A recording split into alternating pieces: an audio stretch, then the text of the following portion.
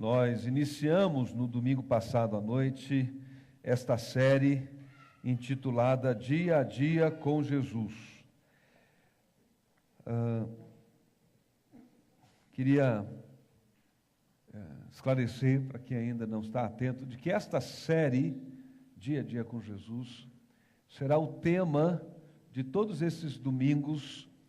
Esse último de fevereiro, agora pela manhã, à noite, vamos tratar desse tema, e todos os domingos do mês de março, até o último domingo de março. E esta é uma série de estudos que estão direcionados, essa série está direcionada, melhor dizendo, para a nossa formação espiritual, com esta expectativa, com este propósito, de fazer com que a nossa consciência, o nosso entendimento, a nossa percepção espiritual da presença de Jesus durante a nossa semana, durante o nosso dia, no nosso dia a dia, em nosso cotidiano, ela é real. Às vezes nós aprendemos, somos informados, não é? Somos doutrinados sobre algumas afirmações da palavra do Senhor, sobre algumas verdades, algumas doutrinas, algumas afirmações, mas nem sempre a gente para refletir com mais profundidade sobre elas. A gente aprende, memoriza, né, aquela expressão, aquela afirmação. Por exemplo, Deus é onisciente, onipresente, onipotente. Ele é onisciente, sabe todas as coisas. Ele é onipotente, tem todo o poder, e Ele é onipresente, está em todos os lugares. É uma afirmação, uma doutrina. A Bíblia ensina isso sobre a natureza de Deus. Mas o que significa isso hoje, para mim e para você? Se Ele é onisciente, Ele sabe todas as coisas. Se Ele é onipotente, Ele tem poder para todas as coisas. Se Ele é onipresente, Ele está presente em todos os lugares. Será que eu sou livre para tomar decisões, e você também? O que dizer daquelas situações que são descritas na nossa experiência como um acidente? A famosa pergunta de quem vive um drama de dor e sofrimento, como, por exemplo, narrado no livro de Jó: onde está Deus na minha dor? Onde está Deus no meu sofrimento? Então, uma coisa é a afirmação de que Deus é onisciente, onipresente, onipotente. Outra coisa é a gente pensar sobre o significado disso no nosso dia a dia. O Senhor Jesus prometeu, lá em Mateus 28, que Ele estaria sempre conosco. Sempre conosco. E a gente crê nisso. A gente afirma isso. Mas a proposta desta série é levar a gente a pensar de maneira mais atenta ao significado disso. A nos abrirmos para uma avaliação do nosso cotidiano, né, do nosso dia a dia, na perspectiva de ganharmos esta consciência e este discernimento mais profundo, né, e mais sensível, eu diria, dessa presença diária conosco.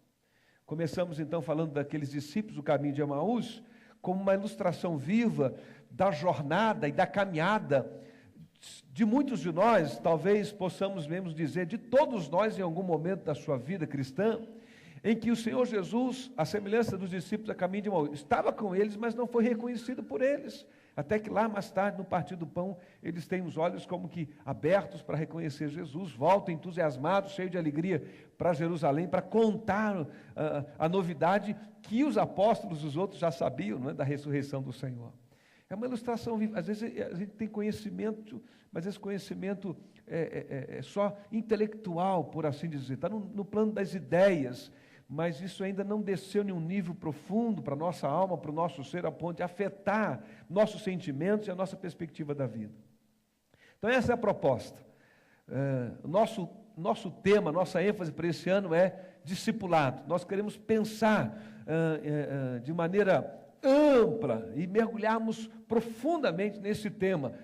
Somos discípulos de Jesus, somos seguidores de Jesus, mas afinal de contas, o que significa isso na minha vida, no dia a dia? Esse é o tema do ano. Então nós pensamos nessa série para abrir, né, a retomada das nossas atividades ministeriais, com essa expectativa de que a gente possa começar o ano, então, depois desse período aí de recesso e carnaval, com esse pensamento mais centralizado no nosso relacionamento com o Senhor, como homens e mulheres que se comprometeram, ou que estão se comprometendo, ou que se comprometerão, né, com Jesus ao longo deste ano.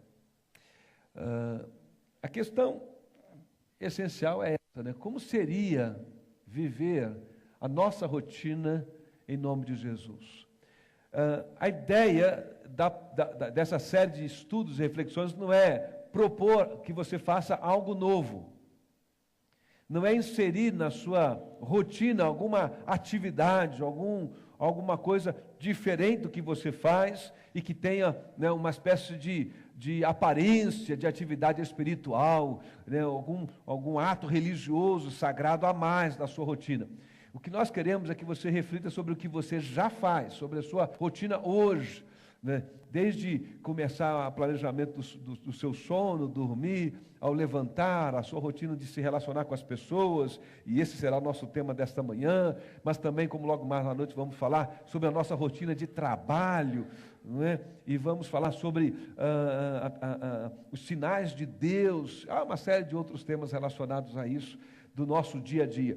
Então, o que nós queremos propor é que você pense na sua rotina, e como a sua rotina se dá, e como se dá essa percepção da presença do Senhor nela, né, e em que medida ela é afetada por essa consciência.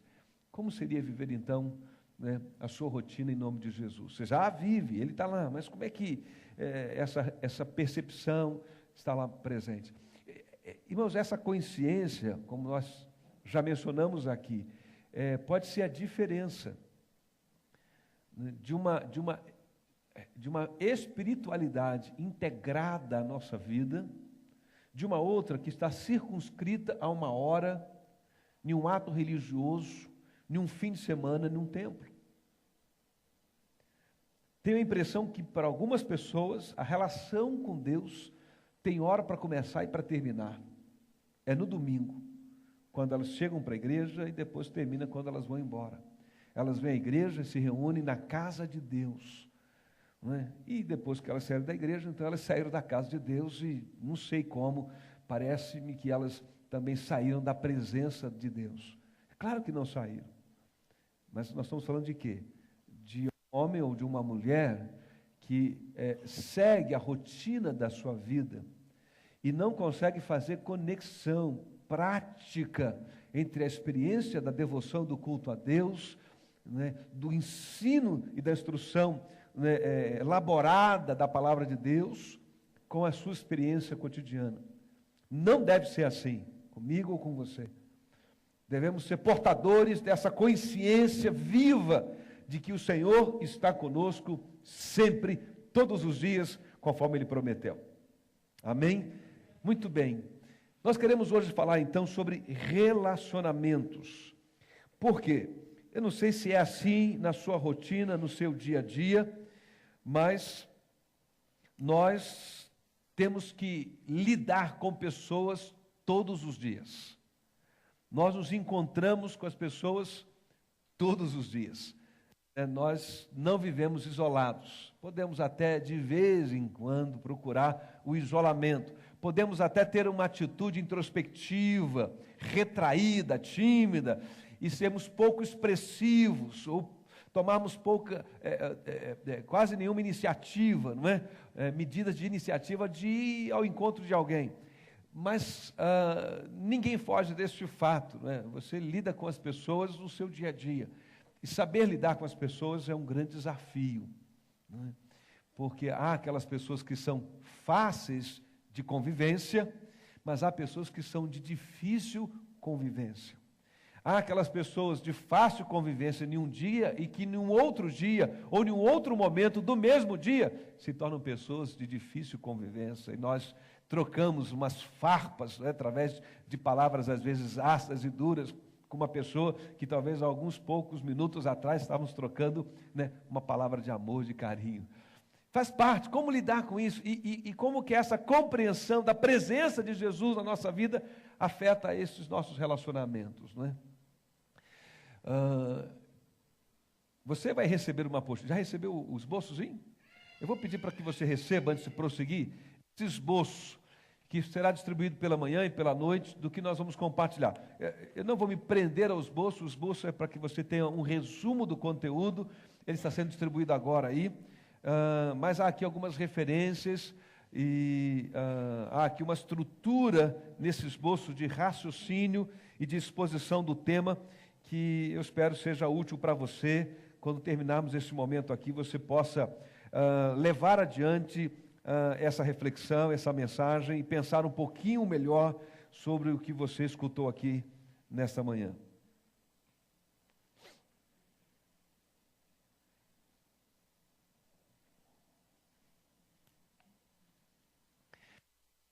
Mas entenda isso, entenda isso. Deus não está interessado em uma coisa abstrata chamada de vida espiritual. Ao final de tudo, é a prática do amor que será a medida de nossa vida cristã.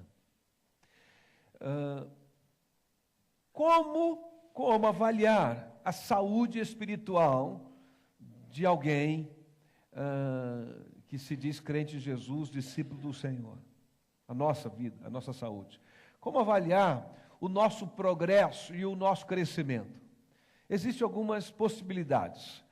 A gente às vezes avalia, né, o progresso espiritual de alguém a partir do conhecimento que ela revela. Então ela revela um conhecimento bíblico, um domínio do texto bíblico, da Bíblia Sagrada, da história, da narrativa bíblica. E ao conversarmos com uma pessoa que revela um grande domínio das Escrituras, nós ficamos naturalmente impressionados. Olha, como ele ou ela conhece a Bíblia. E se ela disser para nós que ela já leu a Bíblia não sei quantas vezes, a gente fica ainda assim, nossa, como ela é aplicada no conhecimento das Escrituras. Obrigado. Então essa é uma forma, né? O conhecimento das Escrituras. Uma outra forma de percebermos a maturidade ou a saúde espiritual das pessoas tem a ver com o tempo de batismo. A gente olha e conversa com uma pessoa e diz: quanto tempo você tem de batismo? Já tenho 10 anos que eu sou crente em Jesus, que eu tomei a minha decisão, fui batizado. Eu diz: eu tenho 15 anos, né, e nunca me afastei do Evangelho, da comunhão, tenho procurado progredir. E esse tipo de apresentação também causa na gente uma impressão. Digo: olha, este homem, essa mulher tem compromisso com Deus. Uma outra coisa que é um outro critério, um outro elemento, é o da própria aparência. Tem gente que tem uma aparência de santo, não é, gente? Tem gente que tem. Você encontra com ela tem um jeito de falar, ela tem um jeito de se portar, ela tem um jeito de se vestir, ela está dentro de um estereótipo, né, de um padrão aparente, que de alguma forma encontra uma identificação lá na memória, não sei de onde a gente recebe da educação. Eu ia dizer que não sei de onde vem, mas vem da educação, né? Vem da formação que a gente recebe na infância. Enfim, você olha para essa pessoa e diz: olha, esse homem é um homem santo, essa mulher é uma mulher santa. Olha a roupa dele, olha a roupa dela. É a roupa de gente santa, né? Olha o jeitão dele, olha a maneira como ele, né, se porta, fala. Então a gente olha para a aparência.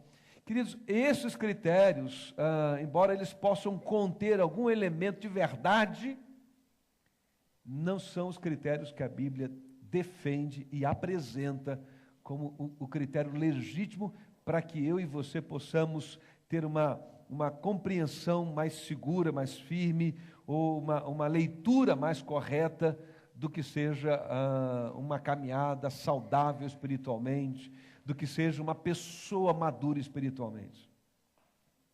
Olha aqui para mim. Os fariseus tinham um grande conhecimento das Escrituras Sagradas, mas rejeitaram Jesus. Jesus chega a confrontar dizendo assim, que eles conheciam as Escrituras, que eles examinavam as Escrituras, mas não percebiam que as Escrituras davam testemunho dele. Um conhecimento que gerava soberba no coração. Um conhecimento que fez deles pessoas rígidas no julgamento condenatório do próximo. Jesus contesta todo aquele conhecimento, aquele saber, não é? confronta, melhor dizendo, não é contesta, mas confronta aquele saber como um saber infrutífero. Tempo de vida cristã. Segundo o autor de Hebreus, tempo de vida cristã, vamos contar a partir do batismo, porque é um fato objetivo, tangível, deveria sim ser também contado como um tempo de maturidade, mas a Bíblia diz que não é. O autor de Hebreus escreve a sua carta e diz assim para os seus leitores: a esta altura vocês deveriam ser mestres, pelo tempo decorrido, desde que vocês foram apresentados ao Evangelho até este dia. Mas ele diz: no entanto, é necessário ensinar a vocês como se faz com crianças recém-nascidas, né, dando leite para elas, porque elas não podem digerir um alimento sólido. É o autor de Hebreus que diz isso.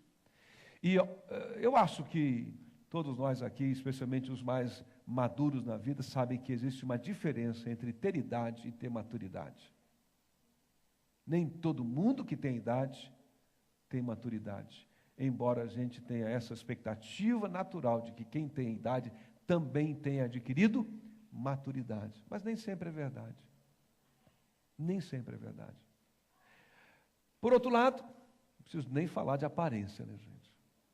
A aparência, menos ainda. O Senhor fala na sua palavra, e Paulo também fala, escrevendo a Timóteo, que nós devemos estar atentos a essas pessoas que têm aparência de piedade, mas que negam, né, de fato, com a sua vida, o poder do Evangelho nelas, agindo na vida delas.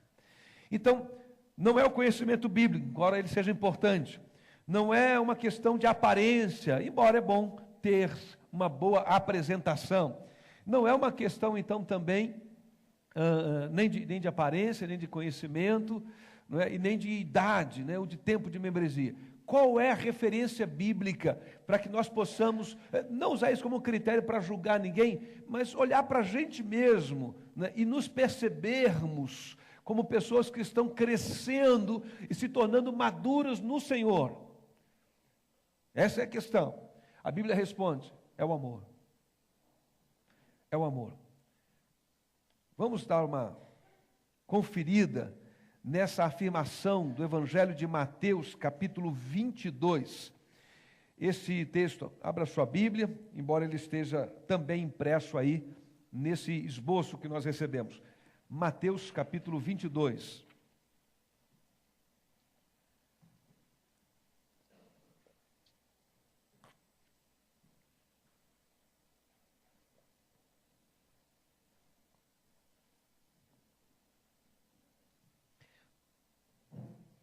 Versos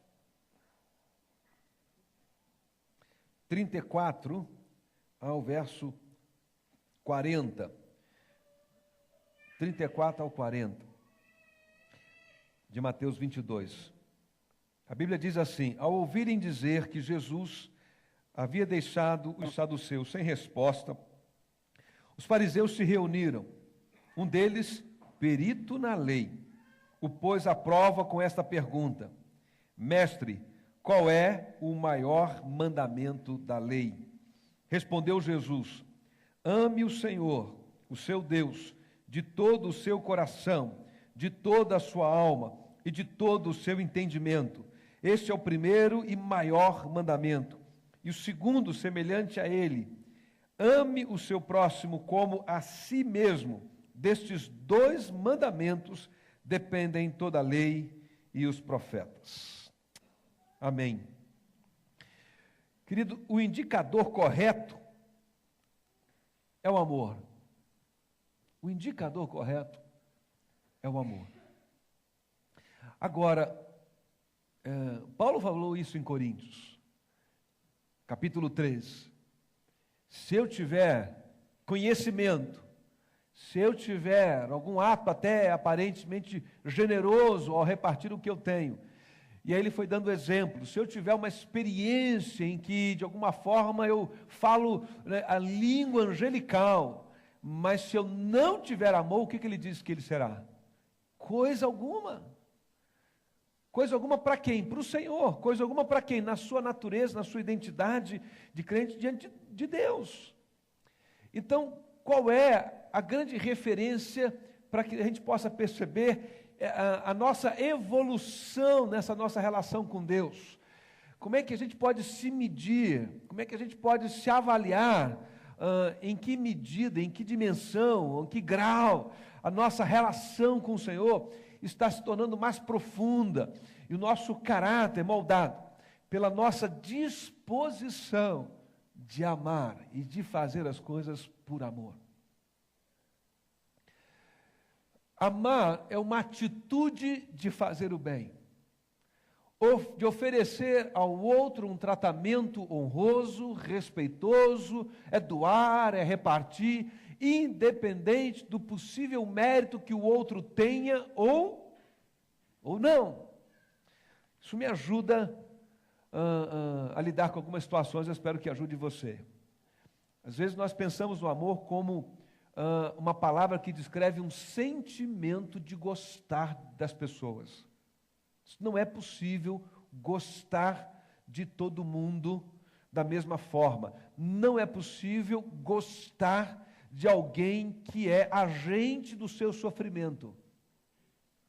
Uma pessoa que é agente do nosso sofrimento não é uma pessoa que seja agradável, a quem procuramos nutrir convivência com ela, né? Tê-la próximo de nós. De uma pessoa que causa dor e sofrimento, que nos causa, maus tratos, o que nós queremos? Nos afastar dela. A amargura, a tristeza, uma ansiedade, uma angústia, uma dor na alma da gente, quando ela vem na nossa direção, né? E ela dirige uma palavra que nos agride, que nos ofende. Então nós não podemos gostar, em outras palavras, dos nossos inimigos. Isso não é muito natural. Aliás, quando alguém diz que gosta de alguma coisa que te faz sofrer, a gente arranjou um nome para dizer isso, né? Essa pessoa que gosta de sofrer é o quê? Masoquista, não é isso? Gosta de sofrer. Então, a Bíblia não está dizendo, goste de sofrer. Jesus orou no Getsêmani e transpirou gotas de sangue, tentando, né, na sua dimensão humana, em oração, evitar o quê? O sofrimento da cruz. Senhor, se possível, faça de mim este momento, nesta hora. Mas, em obediência, ele se submete à vontade do Pai e diz, todavia, não seja feita conforme a minha vontade, mas a sua. E não é difícil entender isso. A Bíblia diz que Deus é amor. E o que significa isso? Como expressão do amor de Deus, Deus nos trata com compaixão. Como expressão do amor de Deus, Deus nos trata com paciência. Deus é longânimo. Como expressão do amor de Deus, Deus nos trata com misericórdia. Como expressão do amor de Deus, Deus veio ao nosso encontro para nos socorrer e nos assistir. Mas Deus é amor. Sabe o que significa isso? Que também como expressão do caráter amoroso de Deus, Deus fica irado. Deus fica indignado. Que Deus não chama o que é erro de acerto, para evitar o constrangimento de gente, do seu povo. Deus não faz vista grossa aos meus pecados, aos seus pecados, porque afinal de contas Ele não quer aborrecer a gente, ou porque afinal de contas Ele quer ser politicamente correto no trato conosco, ou porque Ele tem receio de que se Ele exercer justiça, ou melhor dizendo, disciplina, a melhor palavra é essa, se Ele exercer um ato disciplinador da nossa conduta, Ele teme que a gente dê as costas para Ele e se afaste ainda mais, e aí Deus melindrado, porque Ele não quer ser confundido e não quer que você pense dele outra coisa senão que Ele é amor, então Ele não vai fazer isso. Não é isso que a Bíblia diz. Hebreus diz ao contrário, diz que Deus disciplina e corrige a todo aquele que Ele ama, como um pai ama um filho. Então, quando nós falamos essa manhã aqui, à luz da que a Bíblia ensina, de que nós devemos amar uns aos outros, a Bíblia está dizendo que nós não devemos sentimento de gostar de todo mundo. Não é isso que a Bíblia está dizendo. Você tem que sentir um sentimento de gostar, não é? Perdoa a redundância. Mas o que a Bíblia está dizendo é: tenha uma atitude de amor. Amor é um gesto, é uma ação, ou uma reação em algum momento, em que você oferece o bem ao outro, em que você oferece um tratamento honroso ao outro, em que você oferece um tratamento respeitoso ao outro, em que você oferece alguma coisa que você tem e que o outro precise, você reparte com ele, mesmo que em alguma medida você olhe para ele, para ela, para esta pessoa e diga, ela não merece, ele não merece, mas você não faz como sendo o juiz do mérito alheio, você o faz como um gesto de amor. O amor é abnegado, o amor tudo sofre, tudo crê, tudo suporta, disse Paulo. Do que ele estava pensando? Estava pensando nesse gesto de sermos graciosos com alguém que do ponto de vista do nosso julgamento não merecia aquele gesto. Foi o que Deus fez conosco. Foi o que Deus fez conosco. Deus nos amou sendo nós ainda pecadores. O amor de Deus, como uma atitude de preservar a humanidade, de preservar a mim e a você, de enviar mensageiros e mensageiras, homens e mulheres, que nos comunicassem o Evangelho, mesmo a gente tendo um coração, alguns de nós mais do que outros talvez, mas um coração endurecido, rebelde, mesmo longe, distante, Ele veio, vem e continua vindo ao nosso encontro. Deus continua caminhando no jardim, chamando homens e mulheres e perguntando, onde você está, onde você está, o que aconteceu, como fez com Adão e fez com Eva. Em uma certa medida, o que Adão e Eva fizeram com Deus foi uma traição. Tinham combinado entre eles lá. E Deus foi generoso com eles. Mas eles, seduzidos pelo diabo e pela serpente, desconfiaram de Deus. Levantaram suspeitas sobre o caráter de Deus. Se voltaram contra o Senhor. E deram ao Senhor o argumento de aniquilar aquela criação, desfazer toda aquela criação e fazer outra coisa. Mas Deus vem no jardim e à procura do homem e pergunta, Adão, Adão, onde você está? Olha aqui para mim, você acha que Deus não sabia? Alguém disse muito bem, acertadamente, quando Deus faz uma pergunta, não é que Ele não tem a resposta, é que a gente não acordou para a questão que Ele está levantando. Deus está dizendo, Adão, onde você está? Por quê? Porque antes essa pergunta não cabia. Porque antes Adão nunca havia se escondido de Deus. Então a pergunta de Deus é, Adão, por que que agora você tem necessidade de se esconder se antes você não tinha? Amor é uma atitude. Amém? Está claro? E é disso que nós estamos falando. E aí, esta série tem uma proposta, não é, para conduzir a gente de maneira prática, e há 3 sugestões dadas e que estão elaboradas aí. Deixa eu passar aqui. Opa. Que nos ajuda a pensar sobre como expressar amor nos nossos relacionamentos. Então vamos pensar nelas. Primeiro, a gente precisa aprender a ter um olhar com compaixão. A Bíblia diz que o Senhor Jesus olhou para as multidões com compaixão, queridos. E aqui, no Evangelho de João, esse texto está impresso no seu esboço, descreve aquele momento em que ele entra ali no tanque de Betesda, naquela região, e encontra um homem que se arrasta e que está buscando cura, e ele pergunta, o que você quer? Quer ser curado? Ele diz, eu quero, Senhor, mas não tem ninguém que me ajude a entrar no tanque quando a água é agitada. Enquanto estou tentando entrar, outro chega antes de mim. Há uma multidão, mas Jesus é capaz de enxergar aquele homem. E é interessante isso. Mateus diz que Jesus olhou a multidão e teve compaixão delas, porque era como ovelhas sem pastor. Então ele olha a multidão, mas ao mesmo tempo, neste texto, ele olha o indivíduo no meio da multidão. No meio da multidão. E aí, o sentimento que desperta, não é, e que conduz esse olhar do Senhor é um sentimento de compaixão e graça. Muito bem, como é que eu expresso amor no meu dia a dia, não é, vivendo, caminhando com Jesus no meu dia a dia? Tendo um olhar de compaixão à minha volta. Desacelerando talvez o meu ritmo em busca da minha realização pessoal, não é? Para perceber que à minha volta tem gente, que talvez precise de uma ajuda rápida. Talvez ela precise de um conhecimento, de uma informação que eu tenho, de um gesto que eu posso fazer em favor dela. Pode ser um gesto tão singelo de um sorriso, de um cumprimento. Você já teve essa experiência de alguém dizer para você: esse é o primeiro sorriso que eu recebo no dia. E já é 5 horas da tarde, não é? Mas ninguém sorriu para ele, você sorriu, você deu um bom dia diferente, você comunicou no tom da sua voz que você não estava ali para ameaçá-lo, ameaçá-la.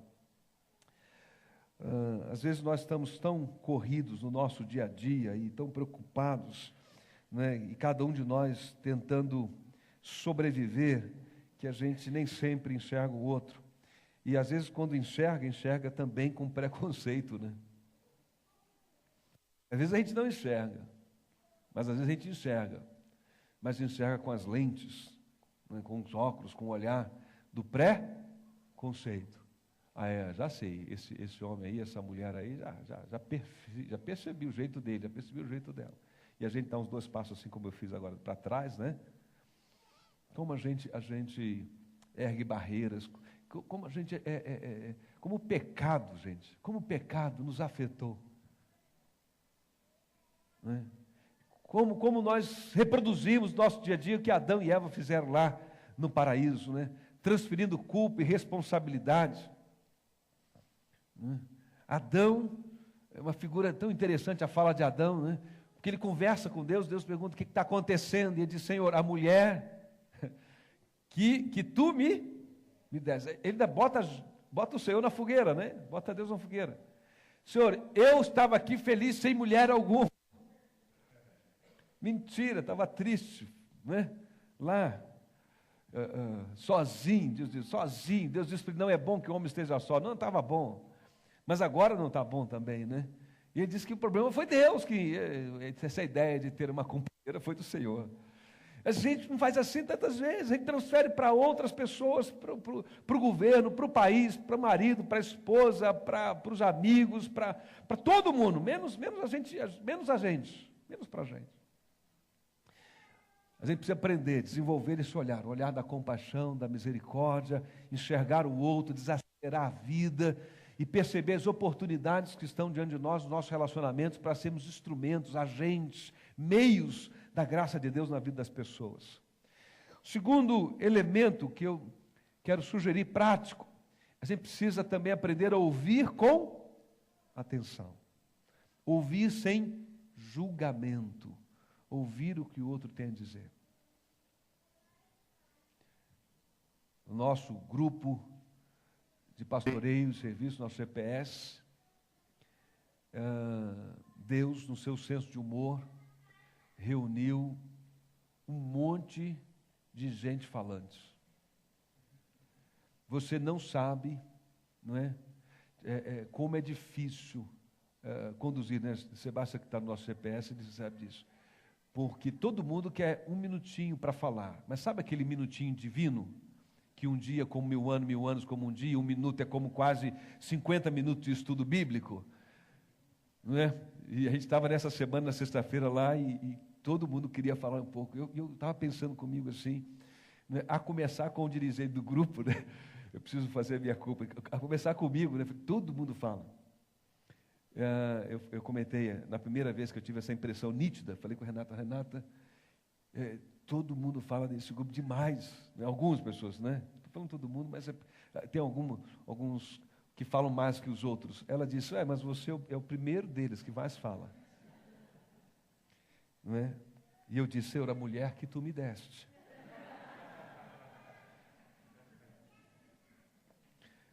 Ouvir com atenção, sem julgamento. Você precisa aprender a fazer isso. Nós vivemos em uma sociedade barulhenta. Parece que o barulho, o ruído nos faz até falta. Quantos de vocês entram em casa, não tem ninguém naquele dia, e tem necessidade de ligar alguma coisa para ter um som? Não é? Uma televisão ligada, que ninguém está assistindo, mas aquele barulho lá, ou um rádio. A gente tem até dificuldade de conviver com o silêncio. Que dirá parar para ouvir as pessoas? Tem sido difícil isso. Mas ouvir é uma expressão prática e concreta de amor. Olhar nos olhos, né, e se fixar no que o outro está dizendo. Em terceiro, e essa é uma outra referência da palavra de Deus, aliás, deixe-me citar a anterior. A Bíblia diz: todo homem seja pronto para ouvir, tardio para falar e tardio para se irar. Eu não havia dito nenhuma referência, então só para lembrar Tiago. Mas falar com graça e verdade. Paulo escreve aos Efésios e diz: não saia da vossa boca nenhuma palavra torpe, mas só que for boa para promover a edificação, conferir graça aos que escutam. E aí sim, assim como João diz que Deus, através de Jesus, revelou a sua palavra em graça e verdade, né? Jesus é o verbo de Deus, é a palavra de Deus, de carne e osso, e João diz isso, que em Jesus a palavra de Deus se revela com graça e verdade. Nós estamos falando sim, de falar de graça, de bondade, mas falar também com integridade. Agora preste atenção, quando essa palavra verdade aparece, às vezes a gente está pensando em dizer algumas coisas para as pessoas, coisas duras, né? Dizermos, como se diz naquela expressão mais popular, vou dizer umas poucas e boas para ele, né? Poucas coisas, mas boas coisas. Geralmente essa é uma expressão que não significa que vamos dizer coisas realmente muito boas de serem escutadas, né? Nós estamos querendo dizer que vamos dizer coisas duras. E às vezes nós estamos dizendo que nós vamos dizer umas verdades. Veja, a Bíblia está dizendo que é graça e verdade não apenas porque nós vamos confrontar alguém com o erro dela. Confrontar alguém com o erro é sim, uma palavra que pode ser descrita como uma palavra verdadeira, mas verdade no sentido de integridade, não só, né, no que se diz, mas na forma como você diz, você está sendo íntegro. Deixa eu dar um exemplo para ficar mais claro isso. Uma coisa é você fazer uma observação crítica a uma pessoa, sem a intenção de ajudá-la, apenas com a intenção de feri-la. Outra coisa é você dizer a mesma coisa, mas tomar de um sentimento e dizer: eu preciso dizer isso para ela, pelo bem dela. Talvez a gente viva isso no nosso dia a dia, e agora você talvez perceba isso mais claramente no nível dos sentimentos. Um pai e uma mãe, às vezes, chama a atenção do filho. Eu creio que se não for sempre, eu quero crer que, né, na grande, maciça maioria das vezes, mesmo sendo ríspido e duro, o que há ali dentro é um amor intenso deste pai e desta mãe por este filho, que tomado de indignação, né, pelo comportamento dele, está de maneira assertiva, dizendo: não faça isso. Não é?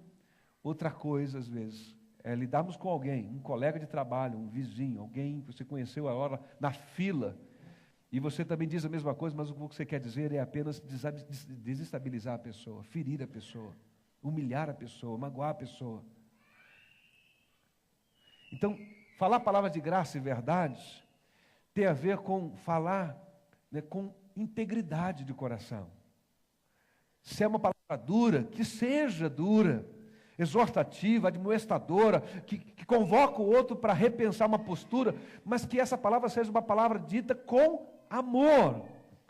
Venha de um coração que deseja o bem, não a humilhação do outro, não a diminuição do outro, não a desqualificação do outro, não a desestabilização emocional do outro. E essa é uma tentação presente nos nossos corações, às vezes, num debate com alguém, dizer algo, dirigir-se a ele, a ela, no calor de uma discussão, não porque nós queremos encontrar o caminho da conciliação, mas nós queremos derrubar o outro.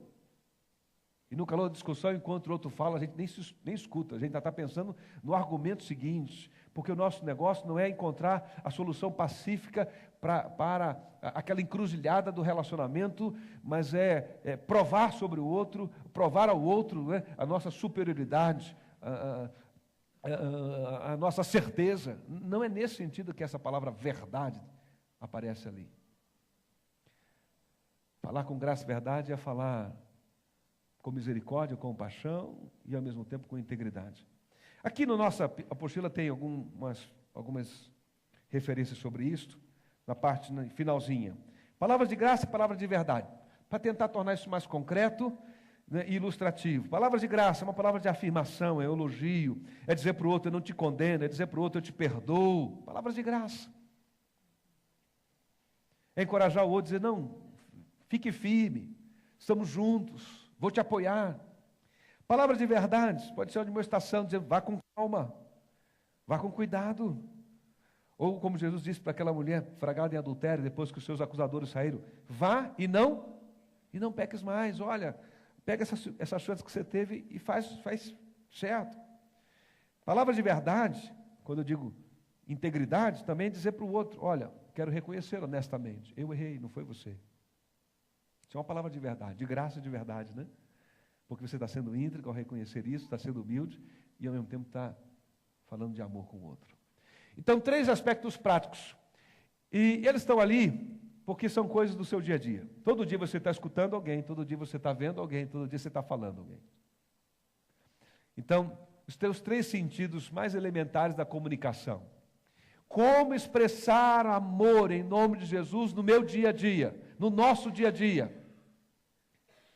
Olhar para as pessoas com atenção. Ouvir as pessoas com atenção. Falar com as pessoas com graça e verdade. Não é fácil. Amém? Não é fácil. Vamos ser honestos e reconhecer. A correria, a nossa vaidade, o nosso ego, o nosso orgulho, as nossas dificuldades atrapalham muito. Mas o Senhor está conosco todos os dias. E Ele pode ajudar a gente a ter relacionamentos de mais qualidade uns com os outros. Devemos orar mais por isso, inclusive. Senhor, ajuda-me a enxergar as pessoas à minha volta. Senhor, ajuda-me a ouvir com mais atenção o que as pessoas estão falando, Senhor. Ouvir com o coração.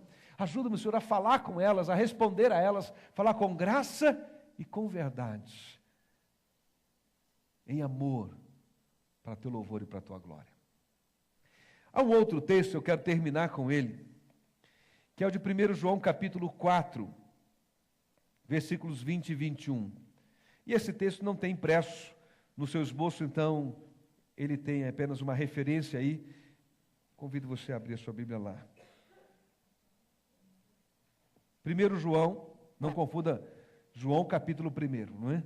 Primeira Epístola Universal de João, capítulo 4, versículos 20 e 21.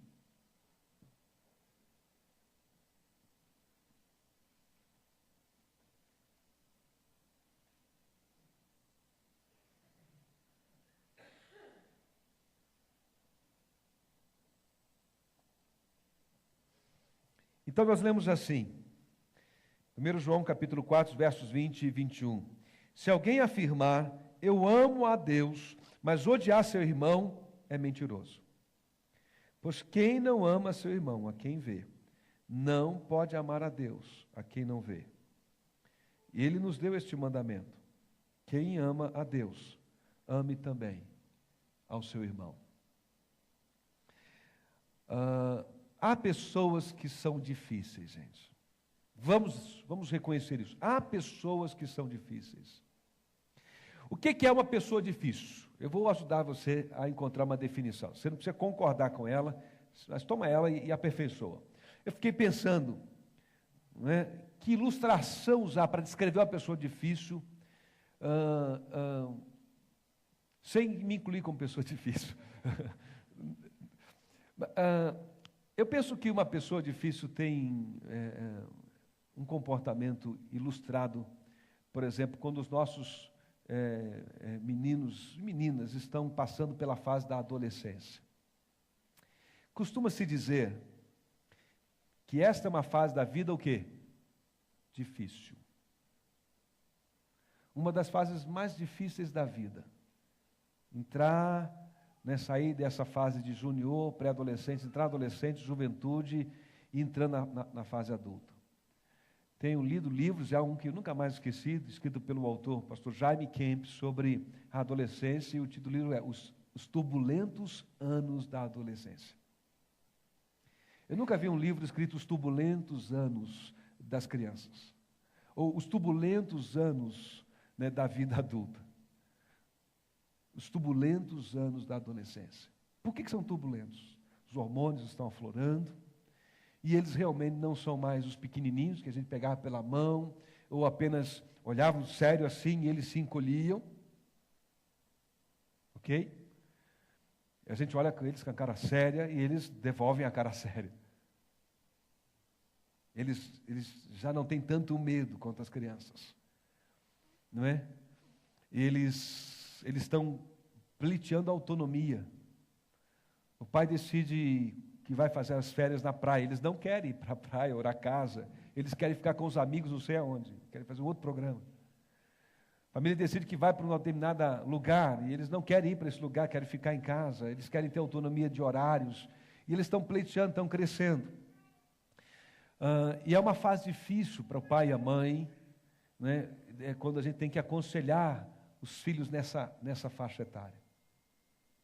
Não é? Esse livro do Jaime Kemp tem muitos conselhos para os pais, e há diversos livros escritos para os pais. Eu tenho um ali na minha biblioteca que diz orientações para que você não perca o seu filho adolescente. Não perca o seu filho adolescente. É uma fase difícil. E eu estou usando essa descrição desta fase, embora alguns possam vivê-la de maneira mais intensa, outros menos intensamente, para dizer que uma pessoa difícil para mim é uma pessoa com quem a gente não consegue aconselhar. Uma pessoa que sabe tudo. Uma pessoa, né, que o humor varia de uma hora para outra, o tempo todo. Lembra bem a adolescência, né? A adolescência tem essa coisa, um dia está lá em cima, outro dia está meio desanimado, outro dia está entusiasmado. Isso não é um defeito, é uma fase. Mas, às vezes, nós nos comportamos assim, como adolescentes. Vamos desenvolvendo uma espécie de personalidade difícil, de difícil trato. Todo mundo pode ser difícil em algum momento na sua vida, né? Reagir de maneira tempestiva a uma situação. Eu estou falando daquelas pessoas que a gente vai reconhecendo no nosso dia a dia e que a gente percebe que elas têm um certo padrão. Na média, a gente não consegue nunca dar uma sugestão boa para elas. Aí chega uma fase dessa relação com elas em que elas contam um problema e você fica pensando assim, fala ou não fala? Se eu falar, ela é capaz de replicar e é capaz de eu ficar mal. Então deixa eu só ouvir, né? Porque não sei se eu posso falar, não é? E se você quer dizer uma palavra cheia de graça e verdade, elas reagem, porque elas estão logo também a acusar você. Mas você faz pior, né? Você não era o assunto, era uma conduta, né? Um comportamento de alguém, uma situação, mas aí ela não consegue ouvir você, e ela responde. Enfim, você nunca sabe como elas vão amanhecer, como você vai encontrar elas. É difícil o trato. A nossa tendência, diante de alguém que a gente julga que seja de difícil o trato, é fazer o quê? É se afastar. Daí o conselho deste livro para os pais. Não perca seu filho na adolescência. Por quê? Eu não aguento esse garoto, eu não aguento essa menina. Vai para cá do seu avô. Vai para cá da sua avó. Né? Vai para cá do seu tio. Vai para cá, a gente quer mandar eles para algum lugar para aliviar. Né? A gente tem a tendência a querer se afastar das pessoas que a gente julga que são de difícil trato. Sistemático, ou, sei lá, liberal demais, o nosso olhar. Mas olha aqui, presta atenção. De algum modo, essas pessoas podem ser instrumentos de Deus para forjar a gente um caráter mais amoroso. Já parou para pensar sobre isso? A primeira vez que eu parei para pensar sobre isso foi ouvindo um sermão sobre pais e filhos na adolescência. E o pastor que fazia a palestra, ele disse assim: queridos pais, vocês que têm filhos pequenos, vocês não sabem o que é dobrar joelhos e orar. Esperem eles chegarem na adolescência e você vai dobrar os joelhos e vai orar. E ele começa a sua palestra dizendo isso: Deus nos deu um filho na adolescência, quando nos permite ter filhos entrando na adolescência, para nos ensinar sobre oração, o que a gente não aprendeu até então. Porque os pequenininhos a gente vai dominando um pouco, não é? Mas adolescentes só dobrando os joelhos e orando muito, dizendo: Senhor, tem misericórdia dessas companhias que Ele arranjou. Senhor, essa ideia que ela tem agora, que ela chegou lá, meu Deus, o que eu faço? Não é? As pessoas difíceis podem ser uma oportunidade para a gente aprender a amar mais, a ser mais paciente, a ser mais cheio de compaixão e graça. Amém? Olhe para elas assim, não olhe apenas como uma pessoa difícil e chata. E aí eu queria sugerir aquilo que a gente colocou há pouco lá atrás, deixa eu voltar aqui o slide. Quando você estiver diante de uma pessoa difícil, olha para ela, não precisa dizer, só pensa, né, gente? A minha aula já começou. Hora de aprender um pouco mais sobre amor. Olhe para ela e pense, a minha aula já começou. Hora de aprender a arte da paciência. Não é? Eu sei que aqui no nosso auditório não tem ninguém difícil, na verdade, irmãos. Somos todos pessoas fáceis, mas vai que você sai daqui e encontra um difícil ali na esquina, né? E, enfim, todos nós somos um pouco difíceis em algum momento da vida, né? Mas há determinadas pessoas com quem nós convivemos de maneira contínua e sistemática e próxima, e que elas são um verdadeiro desafio para nós. Às vezes no ambiente de trabalho, às vezes numa vizinhança, às vezes no meio dos familiares, dos parentes. Pense nisso. Não pense nessa dificuldade como uma dificuldade para você afastar-se dela. Pense numa dificuldade como um desafio que oferece a você uma oportunidade de aprender um pouco mais sobre amor. Se alguém afirmar, eu amo a Deus, mas não ama seu irmão, odiar, é mentiroso, porque não ama seu irmão a quem vê, e não pode o quê? Amar a Deus a quem não vê.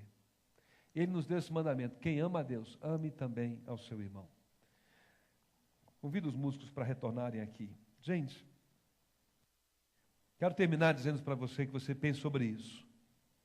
Jesus, lá em Mateus, fala da oferta que deve ser segurada, posta em suspenso no altar antes de ser consagrada, se nós tivermos consciência de que algum relacionamento está mal resolvido, não é isso? Você lembra desse texto? Quero relembrar você. Jesus diz assim, se você trouxer a sua oferta ao altar e lembrar que alguém tem alguma coisa contra você, e pense nessa expressão, alguém tem alguma coisa contra você, como alguém do seu relacionamento, em que esse relacionamento se rompeu, está rachado, está quebrado, e você não consegue ir lá resolver isso, não consegue enfrentar, não consegue chamar essa pessoa para uma conversa. Então você sabe que aquilo está mal resolvido. Aí você traz a sua oferta do altar. Jesus diz assim, pare ali, deixa a sua oferta ali de lado. Vá primeiro e procure a reconciliação com ele e com ela, não é isso? Depois, ele diz, volta e oferece a sua oferta. Gente, olha que coisa séria que tem a ver com esse texto que nós lemos e com essa fala de Jesus. Jesus está dizendo que os meus relacionamentos daquela porta para fora, por exemplo, são mais importantes do que as coisas que eu faço daquela porta para dentro. Ele está dizendo para mim que quando eu chego aqui para pregar ou para cultuar o Senhor, para estar com vocês, Ele não vê apenas o que eu trouxe neste momento nas minhas mãos como uma expressão de louvor, um hino, uma oração, uma gratidão. Ele olha para a minha semana, para a minha caminhada, e mais, Ele olha para os meus relacionamentos, o tratamento que eu dei aos meus relacionamentos, o meu empenho na arte de conviver. E Ele olha e Ele faz essa leitura e vê, tem coisa pendente aí, Natan. Você está alimentando e deixando passar conflitos e eles vão crescer. Não venha para cá. Antes que você chegue aqui com o seu sermãozinho, o Senhor diria para mim, e abra a boca para falar qualquer coisa.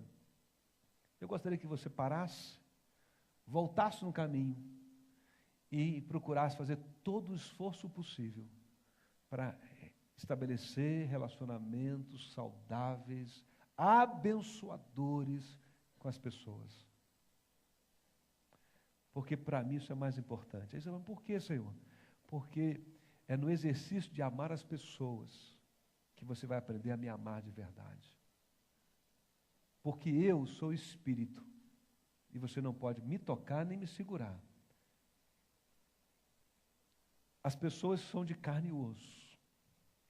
Se você aprender a amar pessoas de carne e osso, ser paciente com elas, se você for capaz de olhar para elas com compaixão, se você for capaz de ouvi-las com atenção, e se você for capaz de falar com elas com graça e verdade, eu acho que você vai me ver, me ouvir e falar comigo, de verdade, movido em amor. Então, queridos, de algum modo, o nosso dia a dia nos treina para essa outra dimensão aqui dentro.